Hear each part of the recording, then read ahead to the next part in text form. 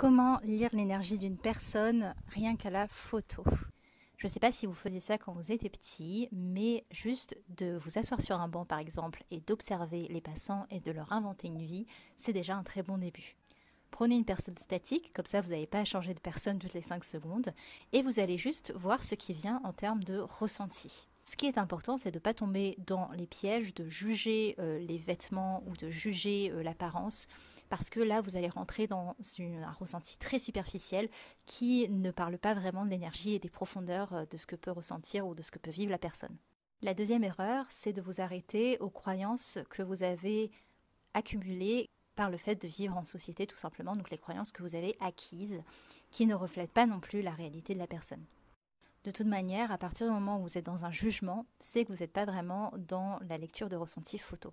Il faut vraiment voir les ressentis qui viennent. Ce n'est pas du domaine du jugement ni du domaine du mental. Notre opinion n'a rien à faire dans le fait de ressentir énergétiquement une personne. Un des obstacles que tu peux rencontrer, c'est que le corps de la personne n'est tout simplement pas disposé à communiquer avec toi. Dans ce cas-là, aucun ressenti ne viendra, ce sera juste impossible d'établir une quelconque connexion et le plus important, c'est de respecter ça et de ne pas essayer d'aller chercher plus loin.